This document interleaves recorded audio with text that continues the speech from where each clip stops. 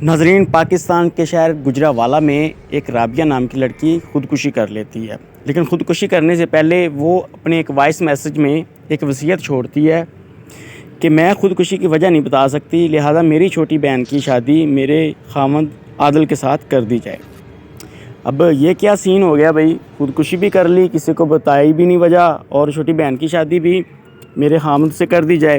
नाज़रीन ग्रामी, कुछ अर्सा पहले राबिया नाम की लड़की की शादी आदिल नाम के बंदे के साथ होती है। उनके यहाँ 3 बच्चे होते हैं।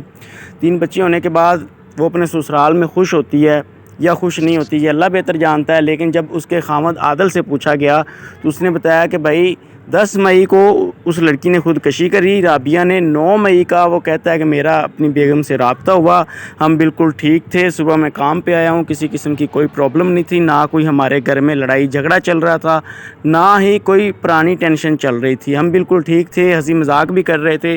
बल्कि मेरा अपनी बीवी के साथ प्रोग्राम बन रहा था कि इस हफ्ते हम कहीं बाहर घूमने जाएंगे, खाना खाने कहीं बाहर जाएंगे। कोई लड़ाई नहीं थी, कोई चक्कर नहीं था। लेकिन नाज़रीन ग्रामी, हुआ कुछ यूँ कि 10 मई की दोपहर को आदिल फ़ोन करता है अपने कज़न को, जाओ यार घर जाके देखो कि तुम्हारी भाभी फ़ोन नहीं उठा रही, क्या मसला है। तो आदिल से जब पूछा गया कि घर में कोई और नहीं था, तो अब उसके घर में रहता कौन कौन है, इस चीज़ के ऊपर नज़र डालते हैं। नाज़रीन ग्रामी, 3 बच्चे आदिल और राबिया के, उसके अलावा उनकी बूढ़ी माँ, उनका छोटा भाई और छोटे भाई की बीवी, ये सभी लोग एक ही घर में रहते थे। लेकिन जिस दिन राबिया ने ख़ुदकुशी करी उस दिन ना तो बूढ़ी माँ उनकी घर थी, ना छोटा भाई और उसकी बीवी घर थी, और ना ही 3 बच्चे घर थे। ये पॉइंट नोट करने वाला है कि आखिर ठीक है, माँ भी छोटी बेटे के साथ या उसकी बीवी के साथ कहीं चली गई होगी, खामद भी काम पे चला गया होगा, लेकिन बच्चे किधर गए।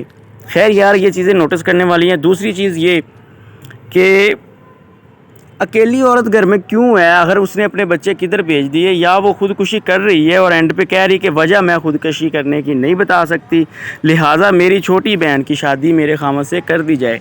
तो क्या इस तरह का कोई चक्कर था उसकी छोटी के बहन के साथ, या जो भी था। अब आगे मज़ेदारी वाली बात सुने कि जिस दिन वो ख़ुदकुशी करती है 10 मई को, 16 मई को उसकी छोटी बहन की शादी होती है, जिसके दिन पहले तय हो चुके होते हैं। घर वाले क्या करते हैं, बड़ी बेटी ने ख़ुदकुशी कर ली 10 मई को, वो 16 मई के दिन ही छोटी बेटी का निकाह भी दे देते हैं। बारात आती है, निकाह लेके लड़की का चली जाती है।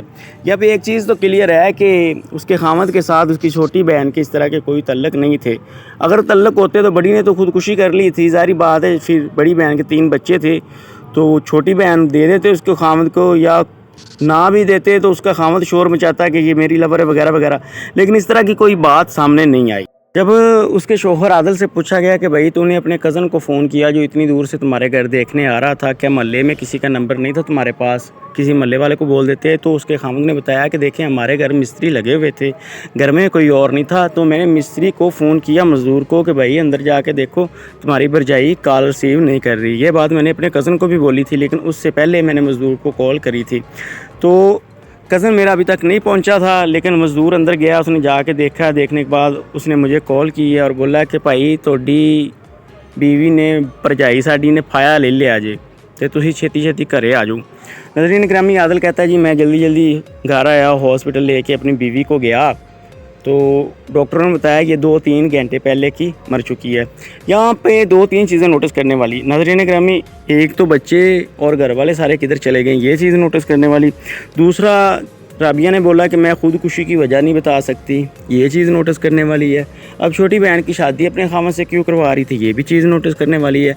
और चौथी पाँचवीं सबसे बड़ी बात जो ये साबित करेगी कि उसने ख़ुदकुशी करी या कत्ल हुआ, वो है जी पोस्टमार्टम रिपोर्ट आने के बाद ही हकीकत का पता चलेगा।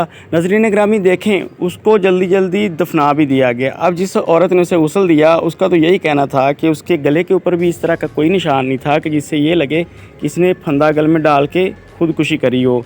लेकिन जो भी था, घर वालों ने मिलके, सभी लोगों ने मिलके उसे जल्दी जल्दी दफना दिया, और घर वालों ने, मुद्दई पार्टी ने 6 बंदों के ख़िलाफ़ FIR करवा दी, जिसमें उसके खामद आदिल का भी नाम दाखिल है।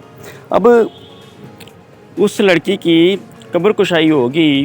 कब्र कुशाई होने के बाद फिर उसकी वो रिपोर्ट सामने आएगी, फिर ही असल हकीकत का पता चलेगा कि ऐसी क्या मजबूरी थी कि पहले तो उसका रिपोर्ट नहीं ली गई, वैसे ही उसे दफना दिया गया और बाद में उसकी बहन की शादी जो थी 6 दिन बाद थी, वो शादी का भी टाइम आगे नहीं किया गया। नहीं तो अक्सर इस तरह का होता है, घर में कोई इस तरह का मामलात बन जाए तो घर वाले का शादी का टाइम आगे पीछे कर लेते हैं, लेकिन लड़की की उसी टाइम शादी होगी।